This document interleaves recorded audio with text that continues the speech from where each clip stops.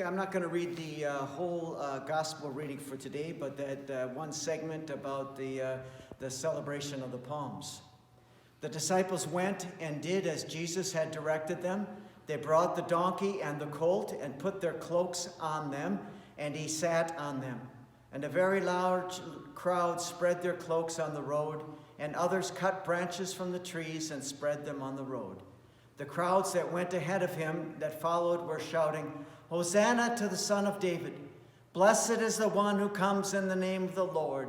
Hosanna in the highest heaven." When he entered Jerusalem, the whole city was in turmoil, asking, "Who is this?" The crowds were saying, "This is the prophet Jesus from Nazareth in Galilee." Here ends the reading. I don't know if you're like me, but every morning I get on to the news, the websites, and I'm searching for some good news. I'm searching that they finally found a vaccination, or just in a couple of weeks they're going to lift the isolation orders, or they found a medical drug, a miracle drug that is going to be able to treat and cure this disease. And nothing ever happens. And it seems as if the news gets darker and darker. So do we just wait for the good news, or do we create some good news in a time of darkness? It's interesting that today was the day of a parade. And couldn't we use a parade today? Couldn't we all use a gathering like here at church where we sat next to one another and we embraced one another and we held hands with one another? Don't we all need that contact that we've been missing for so long? But it's ironic that 5 days before Jesus was crucified on the cross, they had a celebration, a parade, where the people laid the palm branches and their cloaks on the ground, and Jesus rode in on a donkey through the gates of Jerusalem in a day of great celebration. Now, probably not many people knew that Jesus was going to die 5 days later. And some people believe that even his disciples were not aware of this.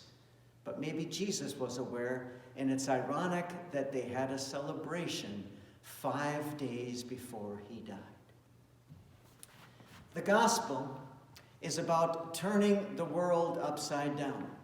And from the things that we used to believe and used to follow and adhere to, Jesus says, turn that upside down. This is the gospel. We have to do things in a new way. An eye for an eye and a tooth for a tooth. Now I tell you to love your enemies and pray for those who persecute you. And if somebody slaps you across your cheek, you turn the other cheek as well. When they take your coat, you give them your shirt as well. Turn the world upside down. And that's what we need to do right now in this dark time in history. We need to find a gospel message. We need to find some joy. We need to turn our dark world upside down. The palm branches, after the taping, I'm going to put them outside by the mailbox and welcome you to come and pick them up. Palm branches are a sign and a symbol of hope for us in the Christian faith. And we're going to hold on to this hope. This is what we're going to lift up, is hope and the belief that God is with us in these dark times, and he's going to turn our darkness into light. This is a time that maybe in years to come, we're going to look back and say, you know what? These months that we had of isolation, we made good use of it.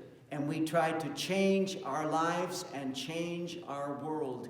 And the world is changing. The other day, somebody rang our doorbell and they left a bag of 2 donuts. And with a note, "Do not, donut, be worried. Be happy." And it was an act of kindness from a neighbor, and usually we don't do these kinds of things. I drove by and I saw 7 or 8 hearts on somebody's front room window, indicating love, peace, and compassion.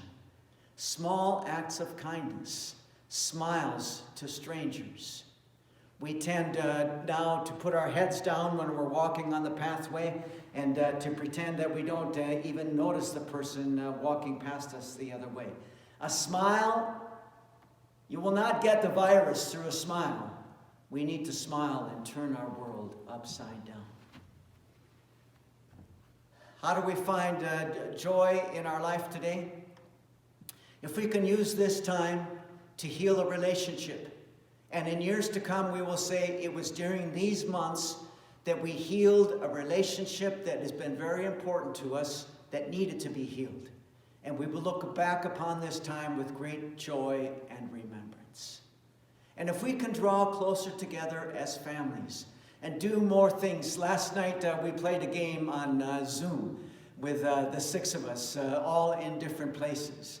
And it was an awesome time for us to gather together, and we would not have done so if our life was back to normal.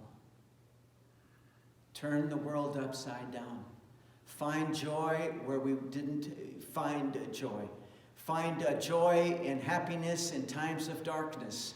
This was the gospel message that Jesus came to bring to the earth. And this is what we hold on today. Believing in the promises of God, upholding his promises, and lifting up the symbols of love, hope, and peace and joy. And that's what we cling to. We cling to these promises and hope at these dark times. May God be with you. Amen.